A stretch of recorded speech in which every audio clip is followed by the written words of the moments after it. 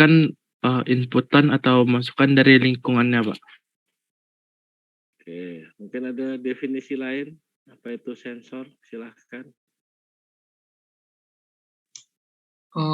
Saya Pak, Ya, sensor itu akan menerima atau menanggapi sebuah sinyal Pak, baik secara dari inputan gitu Pak.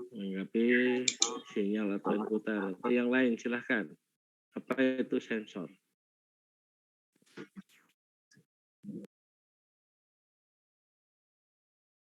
Apa yang dimaksud dengan sensor? Mungkin izin menjawab Pak. Ya, silahkan.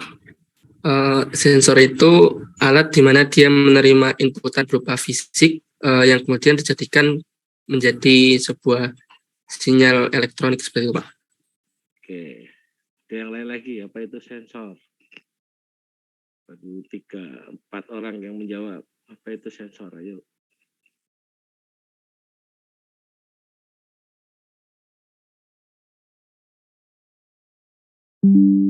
Saya Pak izin jawab. Silakan.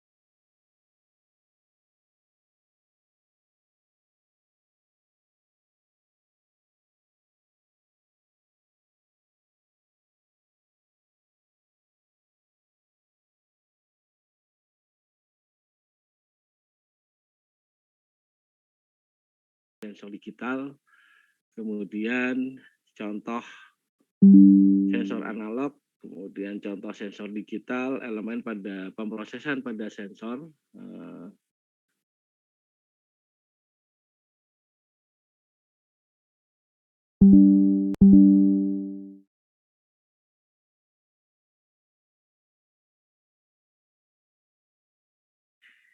Atau sebagai penghubung antara dunia dan dunia fisik dengan dunia digital. Jadi dia membaca perubahan fenomena yang ada di lingkungannya atau yang berada di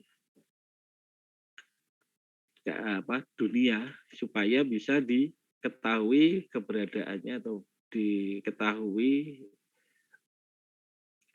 nilai yang ada di dunia untuk bisa diamati secara digital.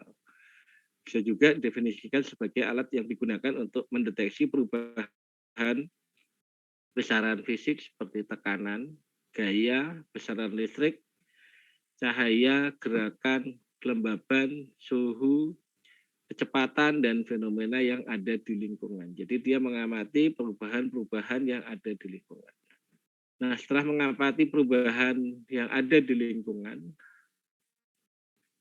input mendeteksi dan akan dikonversi menjadi output yang dapat dimengerti oleh manusia, baik melalui perangkat sensor itu sendiri atau ditransmisikan secara elektronik. Sehingga bisa memberikan informasi kepada yang menggunakan. Ya, contoh sederhana sensor itu ada sensor suhu ya, untuk membaca perubahan atau nilai suhu yang ada di lingkungan. Kemudian jenis-jenis sensor, nah itu dapat digolongkan sebagai transducer input. Ya, transducer input ada juga yang berfungsi sebagai transducer output. Yang dimaksud dengan transducer output itu contohnya apa aja? Kan ada transducer yang digunakan sebagai input, kemudian ada yang sebagai output. Yang sebagai input itu apa aja? Yang dimaksud sebagai input. Jadi sensor itu adalah transducer yang fungsinya sebagai input. Apa itu yang dimaksud dengan transducer sebagai input?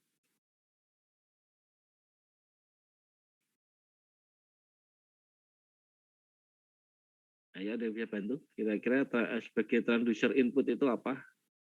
Kenapa Mohon dia maaf Pak, bisa diulang sekali lagi Pak, soalnya suaranya tadi agak kecil Pak. Oke, kenapa sensor itu bisa dikatakan sebagai transducer input? Suaranya kecil ya? Izin menjawab Pak. Ya. Karena menurut saya sensor itu memperoleh data langsung dari luar yang dimana itu jadi data untuk data yang akan disensor kemudian diterjemahkan sebagai bahasa yang mudah dipahami sama pemrograman yang telah ditanamkan di sensor tersebut Pak.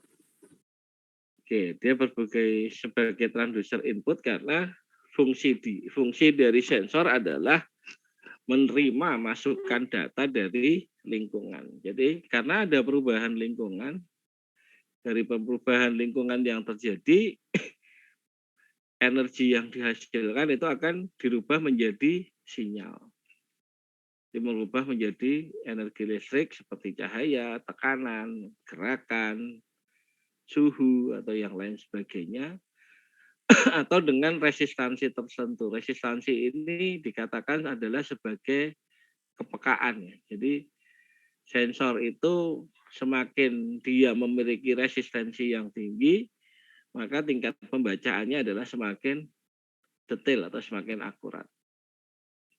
Kemudian dari perubahan yang terjadi, dia dirubah menjadi tegangan atau sinyal-sinyal listrik.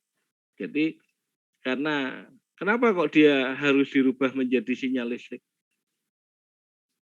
Kira-kira kenapa kok sensor itu setelah dia menerima perubahan lingkungan atau menerima perubahan yang terjadi di alam, dia harus dirubah menjadi sinyal-sinyal listrik. Kira-kira kenapa? Kenapa sinyal-sinyal sensor itu akan merubah dari besaran energi yang ada dirubah menjadi sinyal-sinyal listrik? Itu kira-kira kenapa sih? Oh, karena komputer itu Pak pahamnya cuma sinyal listrik Pak. Jadi komputer kan nggak paham misalnya tekanan itu gimana Pak atau getaran itu gimana Pak. Oke, berarti karena sistem microcontroller atau microprosesor atau sistem berbasis komputer, dia hanya bisa membaca adanya tegangan atau tidak ada tegangan. Jadi perubahan tegangan yang terjadi di lingkungan, hasil pembacaan dari sensor itu dikonversikan menjadi besaran nilai-nilai tertentu, sehingga komputer bisa mengenali setiap perubahan yang terjadi. Nah, secara umum sensor itu dibagi menjadi dua, sensor aktif dan pasif, kemudian sensor analog dan sensor digital. Oke, kita masuk ke sensor yang pertama, yaitu sensor aktif, yaitu sensor yang membutuhkan sumber daya untuk dapat beroperasi. Jadi dikatakan aktif karena dia membutuhkan energi listrik untuk dia dapat digunakan. Kemudian sifat sensor aktif ada bervariasi tergantung dari aspek eksternal yang diberikan. Nah, sensor aktif bisa disebut dengan sebagai sensor pembangkit otomatis. Contohnya adalah PIR, ya, Passive Infrared Sensor. Sensor PIR ini gunanya untuk apa sih? Ada yang tahu nggak?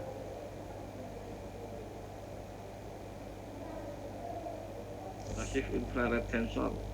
Ada yang tahu nggak kira-kira fungsi dari sensor PIR ini untuk apa? Ada yang bisa bantu jawab? Kira-kira fungsi dari sensor PIR ini apa?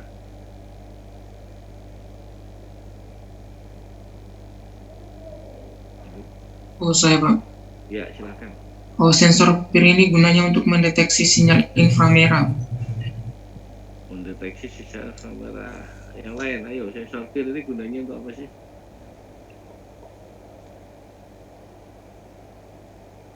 Saya Ya. Sensor PIR ini digunakan untuk mengetahui apakah ada pergerakan manusia dalam daerah yang mampu dijangkau oleh sensor PIR ini, Pak.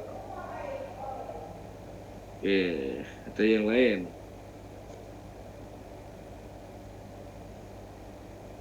Bagaimana kira-kira kerja dari sensor PIR ini? Atau fungsinya untuk apa? Ayo, yang lain. Baru 2 orang yang menjawab. Fungsinya untuk membuka ini Pak, pintu otomatis Pak. Dari kegunaannya. Oke, yang lain.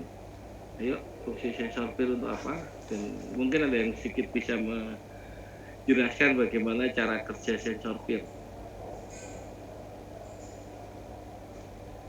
Ayo, yang lain silakan.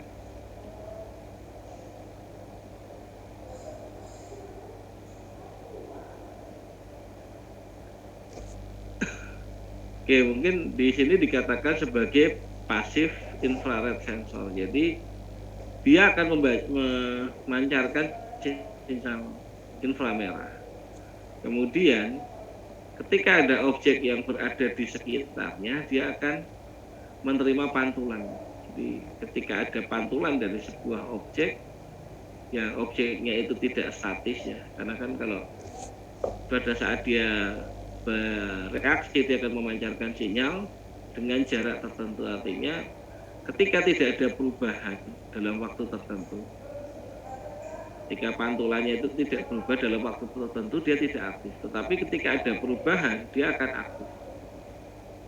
Nah, ini banyak dipakai contohnya untuk mesin pintu otomatis atau untuk sensor air cuci tangan. Dia akan memancarkan sinar inframerah. Anda bisa buktikan ketika ada pintu yang menggunakan sensor PIR ini, Anda diam aja lama di situ, nanti pintunya akan menutup dan dia tidak akan membuka sebelum Anda bergerak lagi. Kenapa dia begitu? Karena dia akan memancarkan sinyal dan akan mendeteksi selama rentang waktu tertentu. Ketika dia pancarannya itu tidak ada perubahan jarak atau perubahan respon, maka dianggap tidak ada objek yang ada di sekitar. Tapi begitu objek tersebut bergerak sedikit, ada perubahan pantulan sehingga sensor ini akan menjadi aktif. Artinya dia akan mengirimkan bahwa dia akan menjadi aktif sehingga apa yang akan diperintahkan akan dilakukan oleh mesin mikroprosesor yang ada. Jadi dia akan memancarkan cahaya. Jadi dari sensor PIR ini akan memancarkan cahaya dan menerima pantulan. Kan cahaya inframerah itu atau sifat cahaya itu dia akan bisa terbaca apabila ada pantulan kembali dari sinyal yang dari sinar yang dipancarkan. Konsepnya hampir seperti mata kita ya. Mata kita itu mata kita bisa membaca atau bisa melihat sebuah objek karena ada pantulan cahaya dari objek tersebut yang diterima oleh retina mata kita atau diterima oleh sensor kamera tersebut. Sama, ini cara kerjanya dia akan memancarkan sinyal inframerah, kemudian dari pantulan dari objek tersebut akan diterima kembali. Jadi dia akan memancarkan cahaya dan diterima pantulannya. Ketika dalam selang waktu tertentu tidak ada perubahan, maka sensor ini menjadi tidak aktif. Tapi ketika ada perubahan yang terjadi atau perubahan jarak atau perubahan dari respon dari pantulannya, maka dia menyatakan bahwa dia ada objek yang berubah sehingga dia akan menjadi aktif. Inilah cara kerja dari sensor inframerah. Kemudian sensor pasif adalah sensor yang menghasilkan sinyal output tanpa memerlukan pasokan energi listrik.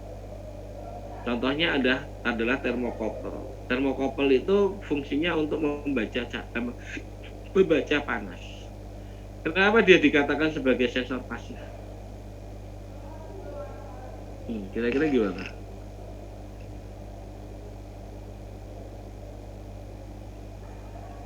Ada yang tahu kira-kira cara kerja dari sensor termokopel atau sensor suhu ini gimana sih supaya dia bisa membaca suhu?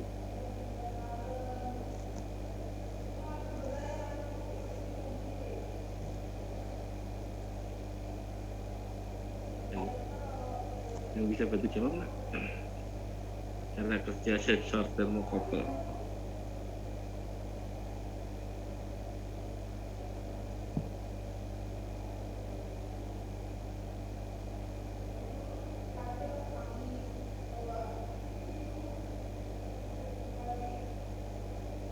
Kira-kira kenapa kok dia dikatakan sebagai sensor pasif? Mungkin bisa saya jawab, Pak. Ya, silakan. Kalau yang aktif tadi kan dia secara aktif menembakkan sinyal infrared gitu, Pak. Ya, Kalau ini dia lebih ke menunggu pengaruh dari luar, Pak. Baru akan terjadi perubahan, Pak. oke, menunggu dari luar. Ada yang lain yang bisa bantu lagi jawab? Apa perbedaan tadi antara sensor aktif tadi yang dengan sensor peer dan ini sensor sifatnya pasif karena adanya untuk pembacaan suhu. Apa yang menjadi perbedaan? Apakah dia membutuhkan arus atau tidak kira-kira? Halo, yang bantu jawab silakan. Izin jawab, Pak. Ya, silakan. Mungkin perbedaan dari sensor aktif sama pasif itu lebih ke ini, Pak. Apa namanya, Pak? Sambungannya ke arus listrik, Pak. Dimana kalau sensor aktif mungkin ya aktif menggunakan listrik juga, menggunakan arus dari eksternal gitu. Kalau sensor pasif dia benar-benar maksudnya itu menghasilkan, tidak memerlukan arus listrik, soalnya dia tuh inputnya tuh tidak berasal dari listrik gitu, Pak. Kayak sensor suhu tuh inputnya berasal dari suhu sehingga memerlukan listrik gitu. Oke, ada yang lain lagi? Silakan bantu jawab. Kira-kira gimana sih cara kerjanya sensor pasif ini? Dan apa perbedaan dari sensor aktif tadi? Ya, ada yang bisa bantu jawab lagi yang lain?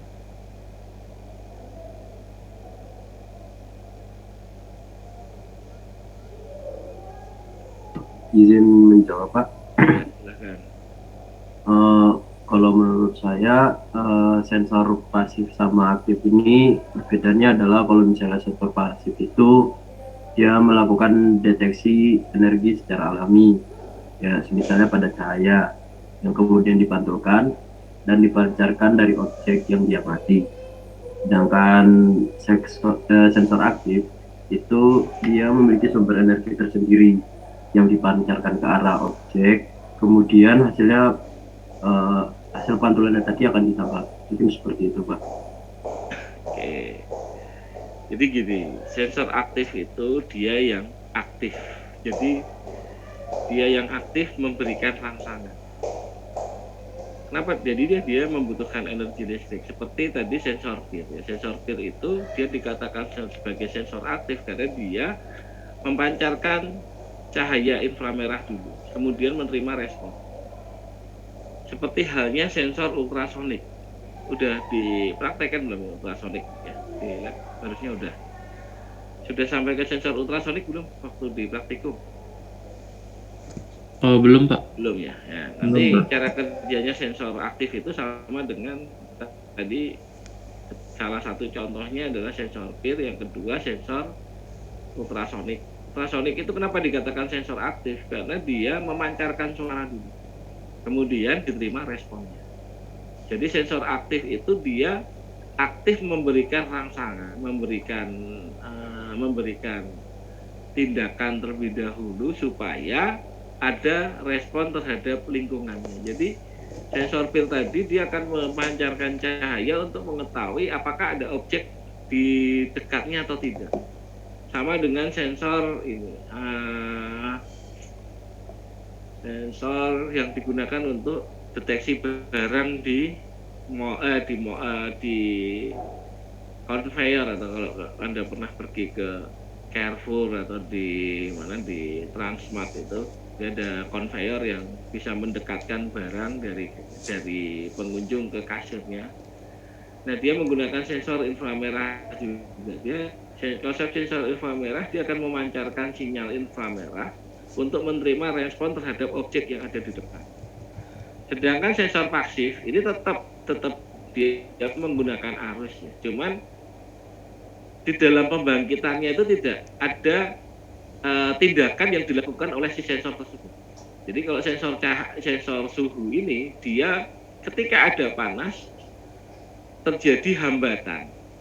Nah, ketika ada hambatan, maka arus yang lewat itu menjadi lebih kecil ya, karena kemarin konsep hambatan adalah untuk menurunkan atau mengurangi tegangan. Jadi sensor suhu ini ketika ada perubahan suhu, maka hambatannya akan menjadi lebih besar. Semakin besar hambatannya, maka arus yang lewat akan menjadi lebih kecil. Nah, perubahan dari arus yang masuk dan arus yang keluar itu yang dikatakan sebagai nilai suhu. Maka dikatakan sensor pasif itu tidak memberikan keaktifan terhadap untuk mengetahui objeknya. Jadi kalau sensor inframerah atau sensor PIR tadi dia akan memancarkan cahaya kemudian menerima respon. Memancarkan cahaya menerima respon. Jadi kalau tidak ada perintah untuk memancarkan cahaya ya dia tidak berfungsi. Tetapi kalau sensor pasif itu dia akan diam saja. Jadi tidak akan memancarkan apapun. Dia hanya akan menerima perubahan hambatan yang terjadi ketika ada perubahan suhu. Ini cara kerja dari sensor pasif. Kemudian berikutnya ada sensor analog. Ya, sensor analog adalah sensor yang menghasilkan sinyal output secara kontinu atau berkelanjutan. Kemudian sinyal keluaran kontinunya dihasilkan oleh sensor analog sebanding dengan pengukuran yang dibutuhkan. Contohnya adalah sensor kecepatan. Kemudian ada sensor tekanan, ada sensor cahaya, dan sensor suhu.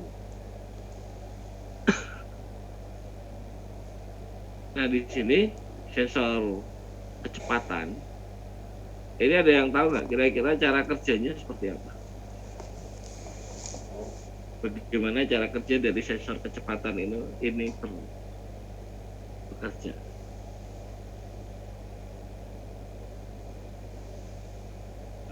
Kira-kira ada yang tahu nggak sensor kecepatan ini kerjanya gimana? Ada yang pernah punya speedometer nggak? Tahu nggak speedometer? Mengukur kecepatan Pak, biasanya di motor. Kecepatan di motor ya. Konsep cara kerjanya gimana? Ada yang tahu nggak? Kira-kira sensor apa? Speedometer sepeda motor itu bisa mengetahui kecepatannya gimana sih? Izin menjawab Pak. Ya. Setahu saya untuk sistem kerja speedometer di kendaraan bermotor itu biasanya cara kerjanya itu terjadi pada hitungan perputaran bannya Pak. Misalnya kayak dia per detik itu putarannya berapa, maka itu jadi patokan untuk kecepatannya berapa, mungkin seperti itu Pak. Taunya perputaran ban dari mana? Mungkin kayak ini Pak, ukuran diameter bannya itu dijadikan patokan, misalnya kayak diameter bannya sekian, maka kalau misalnya bannya itu bukan diameter Pak, panjang lingkar bannya itu misalnya panjangnya sekian, maka itu dihitung satu putaran bannya tuh apa ya, sepanjang dari lingkar bannya Pak. Jadi mungkin yang bacanya di mana itu? Tahu nggak tempat pembacaan dari sensor kecepatan? Kurang tahu Pak. Ya, nanti jadi gini, konsep ketika kita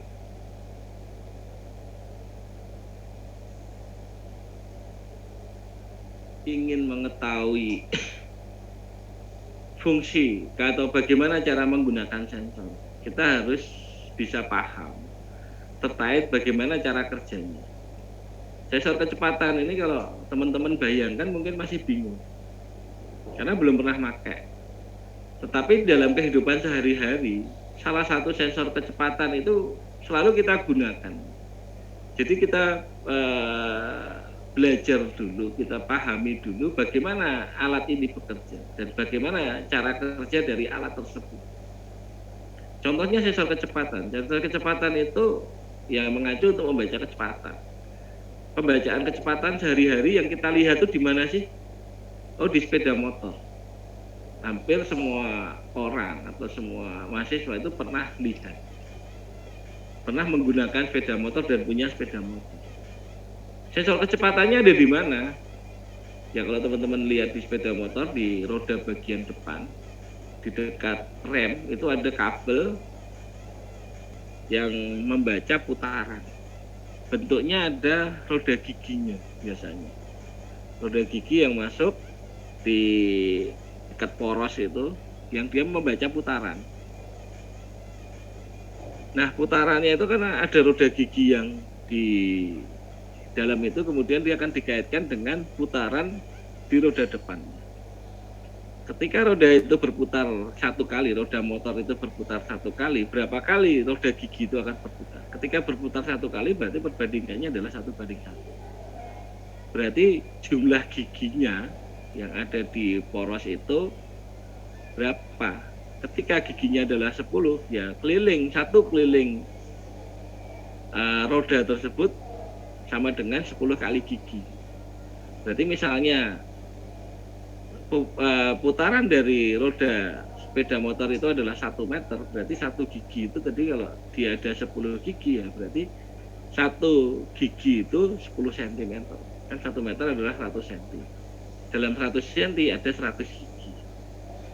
Makanya dia akan membaca 1 gigi adalah 10 cm. Nah, konsep sensor kecepatan ini juga karena dia nggak ada gigi, makanya biasanya menggunakan piringan. Piringan yang akan lewat kedua sensor kecepatan ini dan diberi warna hitam dan putih. Karena konsepnya ini dia akan memancarkan cahaya. Jadi kalau kena putih berarti bernilai 1, kalau kena hitam dia tidak ada pantulan berarti bernilai 0. Berarti konsepnya ini menggunakan piringan yang diberi warna hitam atau putih. Atau alternatif kedua diberi lubang. Jadi berapa banyak lubang yang ada di dalam piringan yang akan dilewatkan ke dalam sensor kecepatan tersebut. Jadi misalnya dalam satu lingkaran itu ada 10 lubang. Dan dia akan membaca jarak 1 meter. Berarti ketika 1 lubang itu terjadi, roda itu bergerak dengan sejauh 10 cm dan seterusnya. Sehingga kita bisa mengukur kecepatan. Konsepnya seperti itu. Sensor tekanan juga sama. Ketika ada tekanan yang terjadi, maka dia akan memberikan efek perubahan hambatan.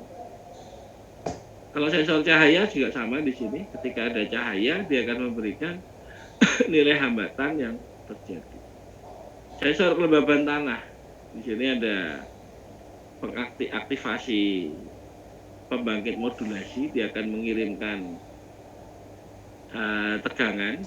Kemudian di 2 kaki tersebut, yang satu akan dia memancarkan tegangan, memancarkan arus, kemudian yang satu akan menerima. Konsepnya adalah semakin basah tanah, maka hambatannya adalah semakin kecil. Arus yang bisa dilewatkan itu semakin besar.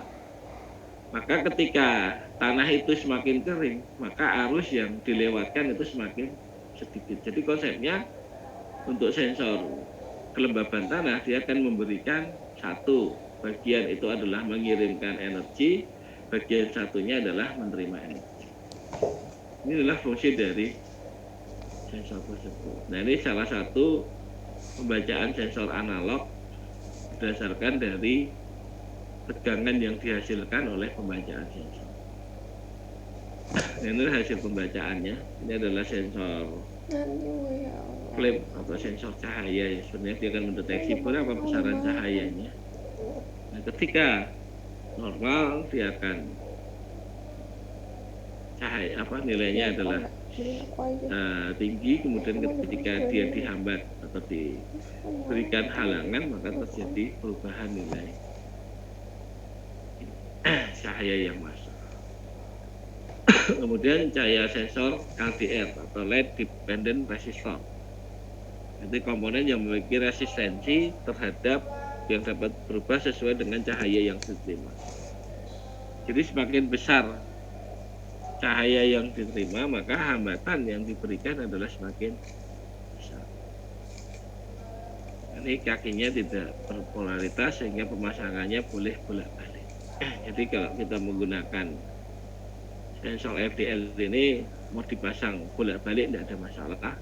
Jadi semakin besar cahaya yang diterima, maka hambatan yang diberikan adalah semakin besar. Sehingga kita bisa mengukur besarnya cahaya yang masuk. Kemudian sensor tekanan. Jadi sensor tekanan adalah sensor yang digunakan untuk mengukur besar tekanan. Dikarenakan yang dikenakan pada permukaan sensor. Jadi sensor tekanan akan menghasilkan keluaran analog yang sebanding dengan besaran tekanan yang diberikan. Nah, di sini ketika ada tekanan yang terjadi, maka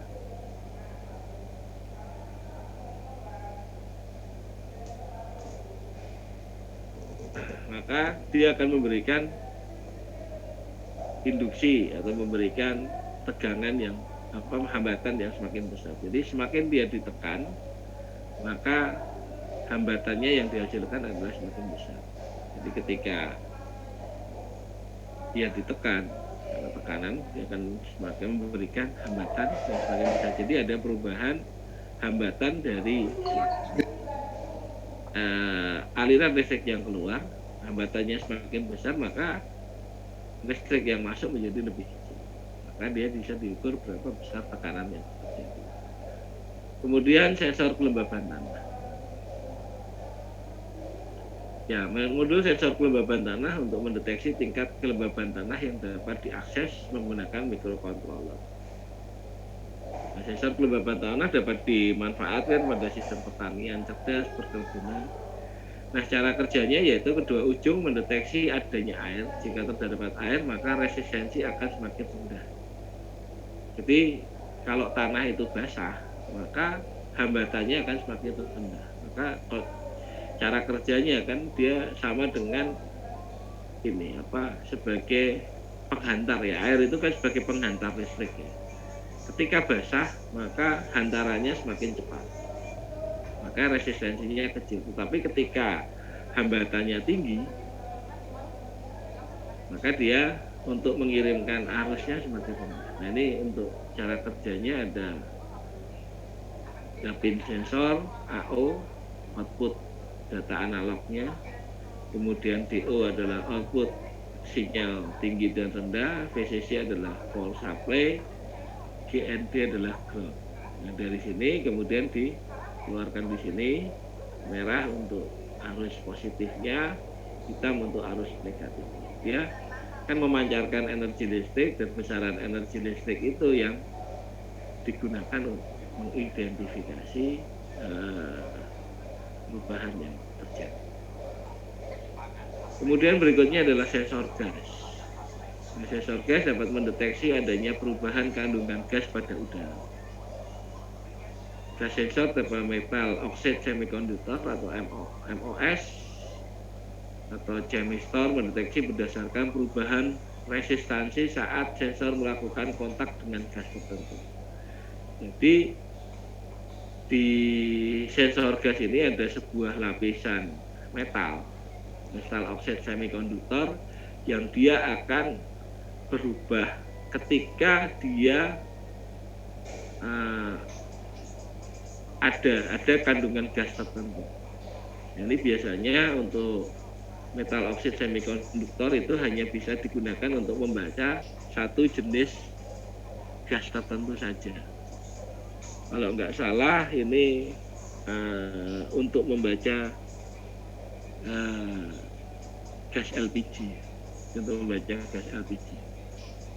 Nah, kemudian dia menggunakan tegangan 0 sampai 5 yang dikonversi menjadi angka 0 sampai dengan 1024. Jadi dari nilai 0 sampai 1024 ini adalah nilai 100%-nya. Nilai 100%-nya, kemudian ini bisa nilai yang dihasilkan. Ini untuk digunakan untuk deteksi asap. Sensor gas yang digunakan untuk mendeteksi asap. Jadi ketika ada asap, dia akan bereaksi, semikonduktor tadi akan memberikan resistensi atau memberikan hambatan yang semakin besar. Semakin besar hambatan, maka arus yang lewat adalah semakin kecil. Nah, nanti hasil konversinya bisa dibaca seperti itu. Kemudian sensor detak jantung. Itu dengan menggunakan fotodioda yang terintegrasi sebagai penangkap gelombang cahaya yang dipancarkan oleh sinyal inframerah. Jadi metode pengukuran detak jantung ini diletakkan pada pembuluh darah jari tangan pada menggunakan metode refleksi, di mana infrared sebagai sumber cahaya dipasangkan sejajar dengan fotodioda. Jadi ketika dia menerima perubahan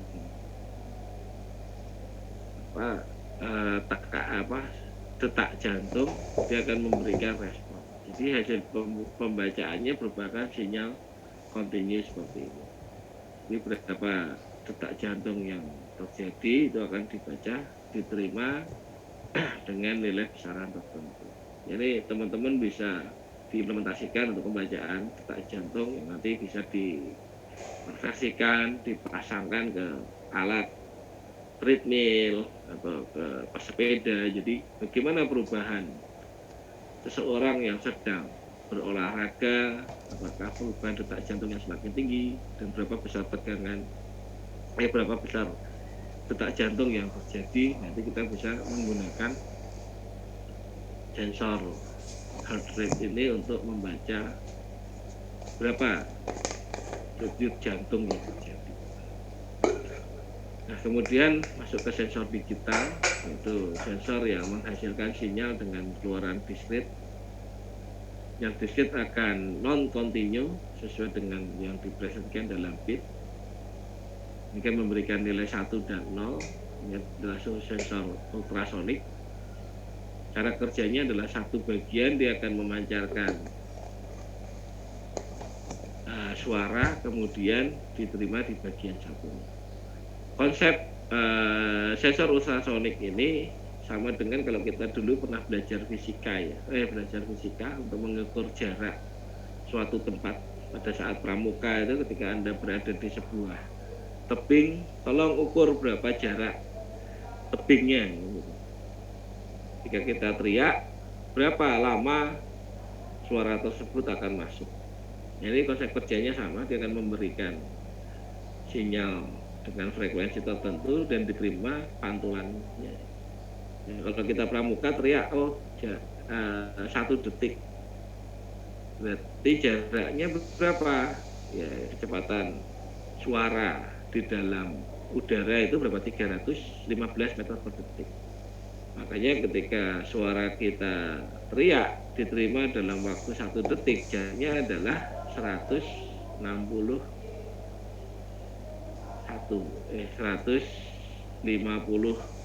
ya. Kalau 315 dibagi 2 adalah 157,5. Jadi jarak antara tempat kita berdiri dengan bukit yang ada di depannya adalah 0,5 dikalikan kecepatan suara di udara dikalikan waktu. Jadi kalau jaraknya adalah kecepatan suaranya adalah 315 dan diterima dalam 1 detik, jaraknya adalah 157,5. Ini jarak yang depan. Nah, konsep cara kerja ultrasonik sama, berapa waktu yang diperlukan untuk dari sinyal suara tersebut dikeluarkan sampai sinyal suara tersebut diterima. Kemudian ada sensor suhu yang menggunakan DHT11. Apa bedanya dengan termokouple tadi? Kalau termokouple tadi dia akan memberikan resistensi. Kalau di DHT11 dia menggunakan chip atau IC yang dia akan menerima perubahan suhu yang akan dikonversikan menjadi tekanan. Jadi sensor suhu DHT11 ini ada sensor kelembaban yang terjadi di sana. Ini ada juga sensor pil. Kemudian contoh pembacaannya Arduino pin high dan Arduino pin low. Jadi dia berfungsi untuk membaca sinyal tegangan tinggi dan tegangan rendah. Jadi konsep DHT11 merupakan sensor one wire atau satu kabel untuk transmisi data. Jadi mengirimkan data tertemperatur dan kelembaban dengan total 40 bit. Jadi di sini sudah ada IC-nya, dia akan memberikan nilai bernilai 40 bit. Nah selanjutnya ini ada konsepnya 40 bit yang dikelompokkan menjadi 5 byte. Kemudian 2 byte pertama merupakan data kelembaban dan 2 byte selanjutnya adalah data temperatur. Byte terakhir digunakan untuk pengecekan data. Jadi ketika ada VCC, microcontroller, start pembacaan ini groundnya, selama rentang waktu tertentu DHT11 akan mengirimkan sinyal data, kemudian bit terakhir untuk pengecekan. Ini adalah cara kerja dari sensor suhu dan kelembaban. Apabila suhu meningkat, resistensi listrik dari termistor akan meningkat, dan juga sebaliknya ketika suhunya rendah maka ada penurunan resistansi. Nah, kemudian sensor ini dapat membaca suhu dari rentang 0 sampai dengan 50 derajat Celcius. Jadi bisa nggak dia untuk membaca suhu yang lebih dari 50 derajat Celcius? Dia nggak bisa. Jadi maksimal pembacaannya adalah 0 sampai dengan 50 derajat Celcius saja.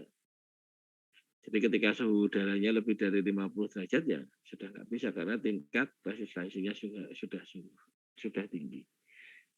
Kemudian ada sensor suhu yang lain menggunakan DS18B0. Itu merupakan sensor digital pembaca suhu dengan range negatif 55 sampai dengan 125 derajat.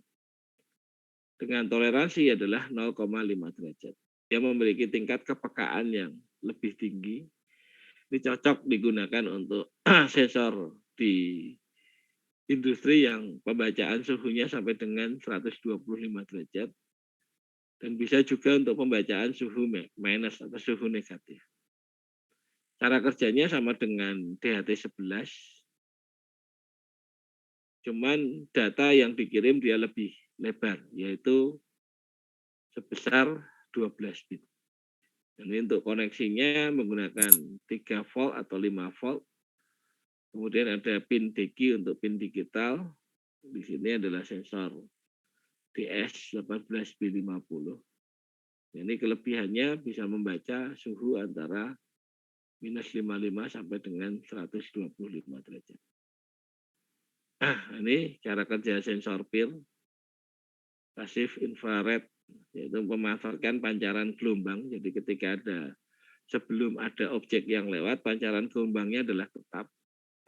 Tapi ketika ada objek yang lewat, maka ada perubahan pantulan yang terjadi. Kemudian maksimal pembacaan adalah 12 meter dengan sudut sebaran sebesar adalah 60 derajat. Jadi ketika untuk memastikan adanya gerakan, terdapat komparator yang membandingkan dengan gelombang yang lain yang diterima. Jika terdapat perbedaan, maka output sensor tersebut akan memberikan tekanan listrik. Nah, jadi di area deteksi ini ada sensor piezoelektrik, dia akan yang membaca area sinyalnya. Di sini adalah pancaran sinyal inframerah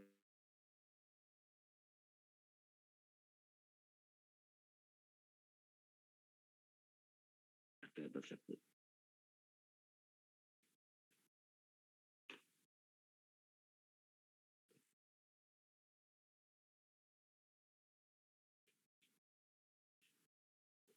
Nah, kemudian sensor ultrasonik itu mengubah besaran fisik bunyi atau gelombang juga sebaiknya.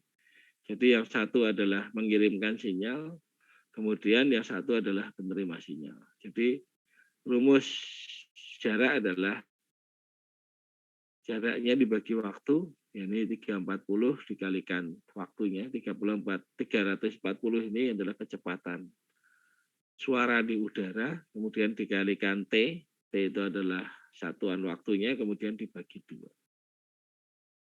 Jadi dia akan menghitung berapa waktu yang diperlukan untuk dari suara ini dipancarkan sampai dengan suara itu diterima.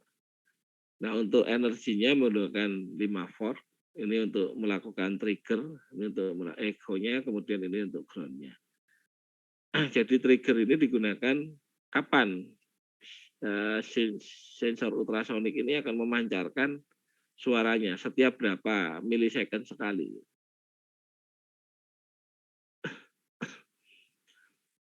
Jadi besaran suaranya akan dihitung berapa respon terhadap suara yang dihasilkan.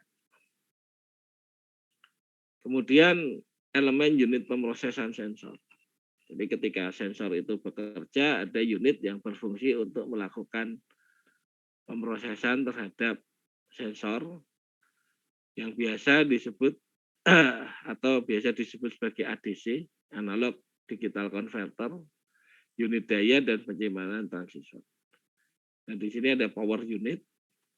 Kemudian power unit ini memberikan power kepada unit sensingnya, analog digital converternya, ada prosesan unit, ada CPU storage-nya, kemudian di sini ada transceiver.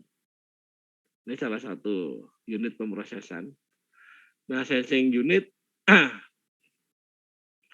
adalah sebuah perangkat yang bertanggung jawab untuk mengukur setiap stimulus fisik, bisa berupa cahaya, suhu, atau suara, untuk mengumpulkan data yang bersangkutan. Di sini bisa berupa LM35 atau menggunakan IC ADC 0804. Nah, maka ketika sensornya itu berjenis analog, maka perlu ditambahkan ADC yang fungsinya adalah untuk mengkonversikan dari sinyal analog ke sinyal digital. Nah, contoh ada sensor suhu itu menggunakan LM35. Kemudian pembacaannya menggunakan IC ADC 0804.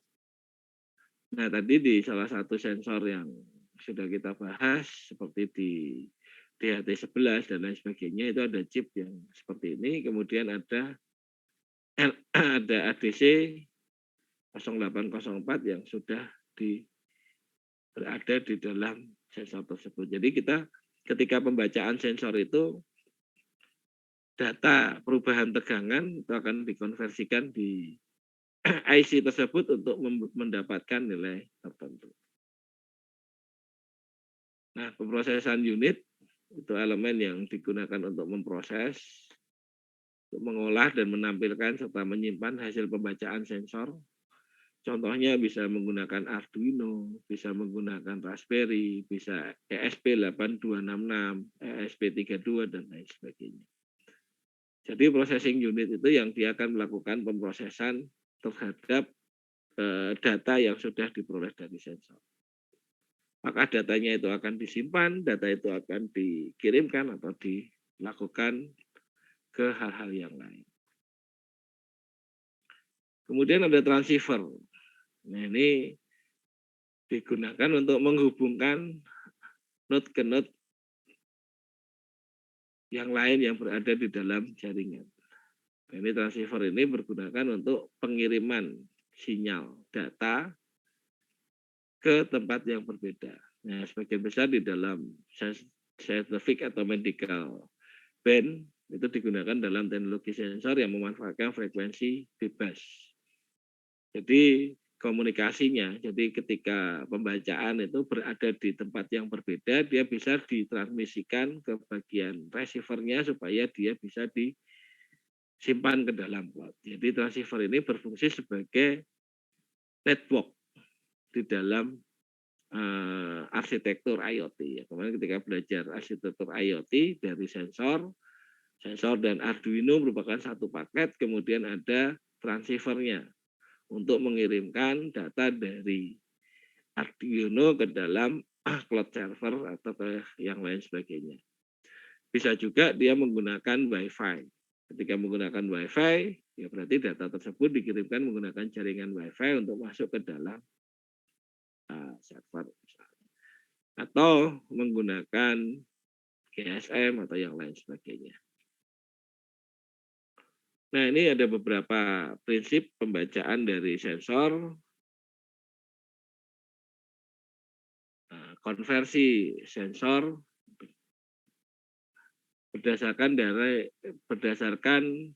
cara kerja dari prinsip fisika, yaitu bisa berupa kapasitansi, magnet, efek piezoelektrik, efek cahaya, dan lain-lain sebagainya. Kapasitansi, konsepnya adalah kapasitif terhadap kapasitif terhadap tegangan yang diberikan. Magnetisme berarti bersifat adalah gelombang magnetik. Resistansi, jadi dia konsepnya adalah hambatan atau efek piezoelektrik.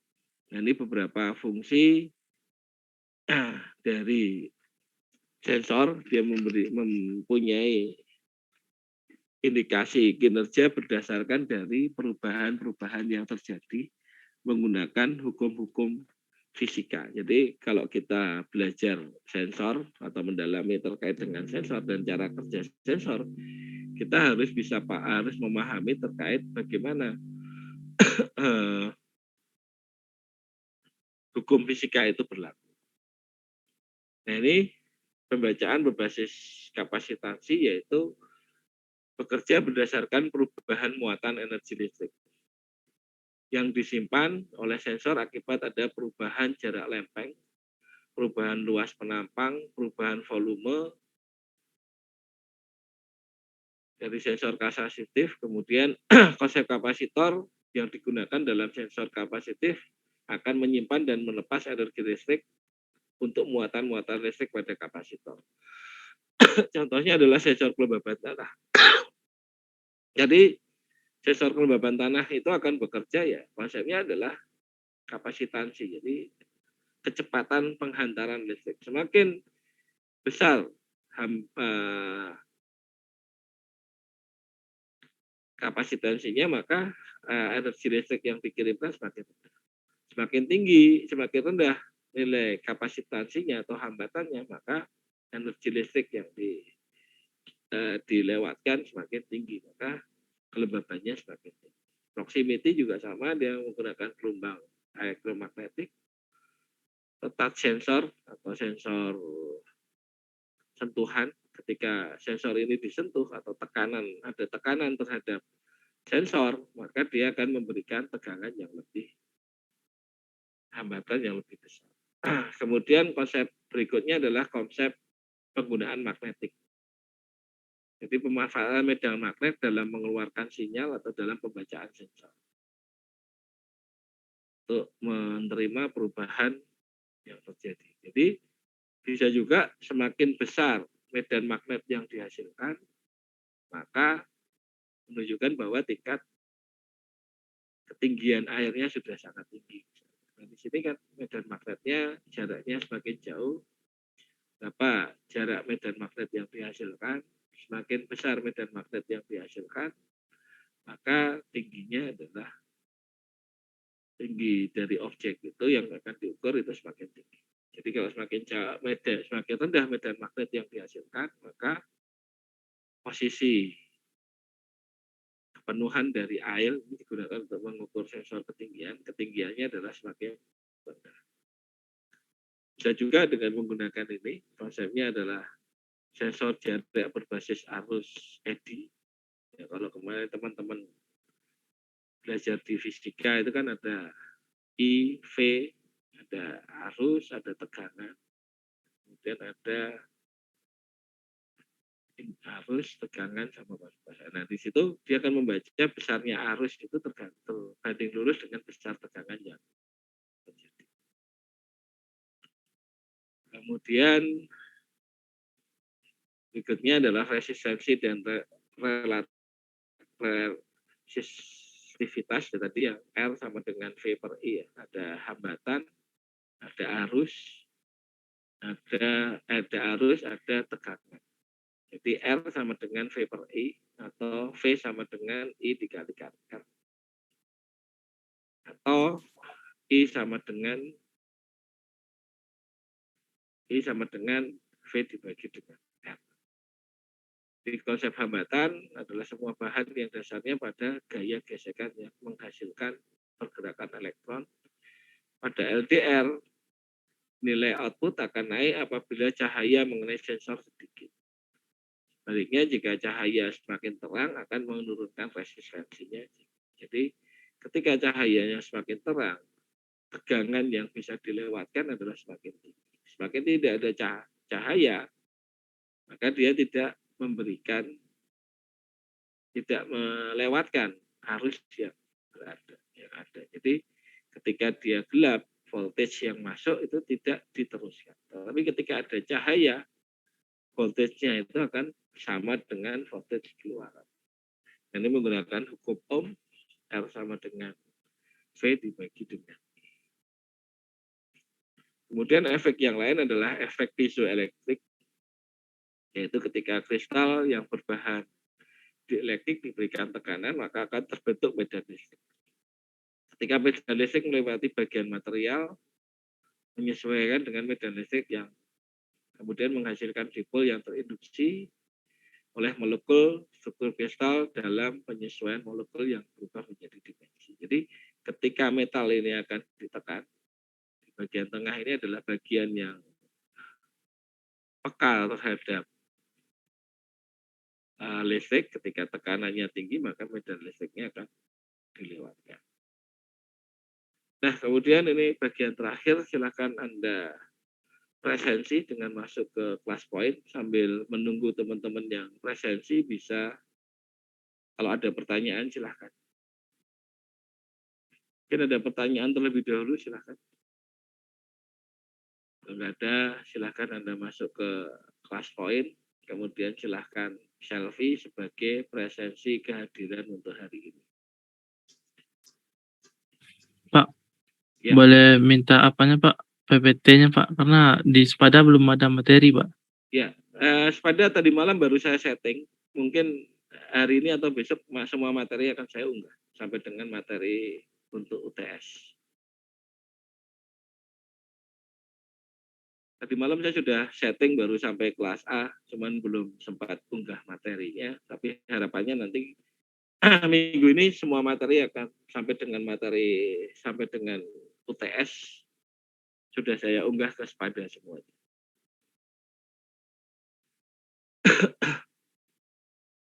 Oke, ada pertanyaan silakan.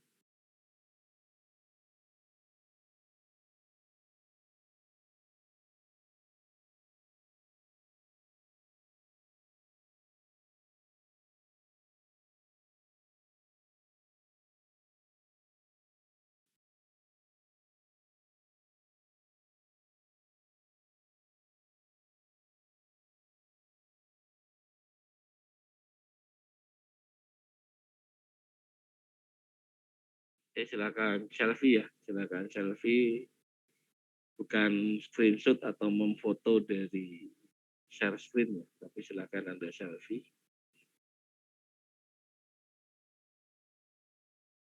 Bukan screenshot, bukan capture dari materi, tapi Anda silakan melakukan selfie yang digunakan sebagai presensi.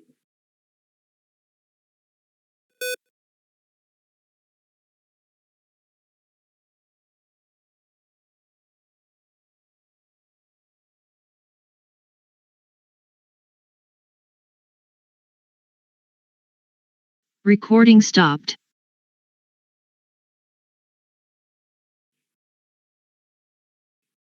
Oke, baru 15 orang yang sudah melakukan uploading. Sekali lagi, presensi bukan screenshot atau memfoto dari Zoom, tetapi silahkan Anda melakukan selfie dimanapun Anda berada. Yang presensinya masih berupa screenshot itu tidak diterima, silahkan diunggah ulang.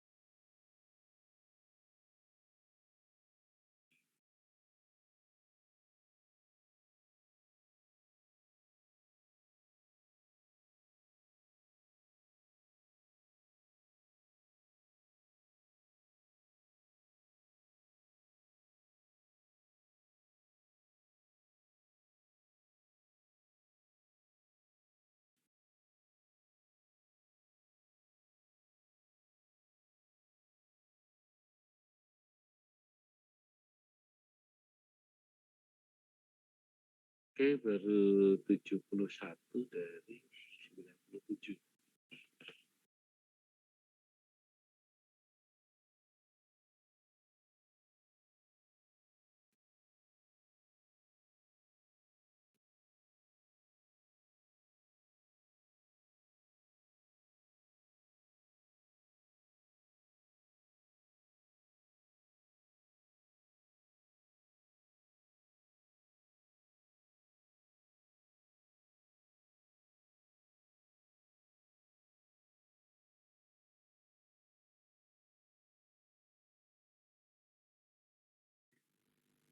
Tepat.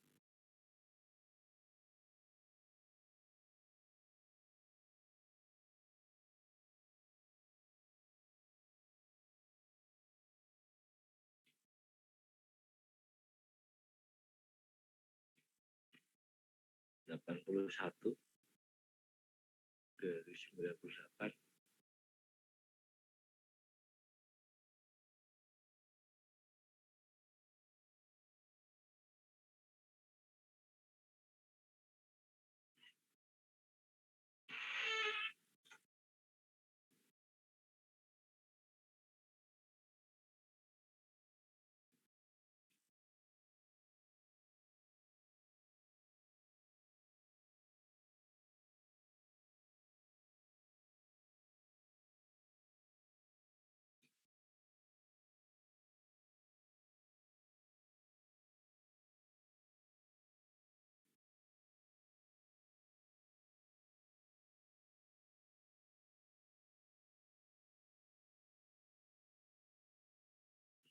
Sembilan puluh empat.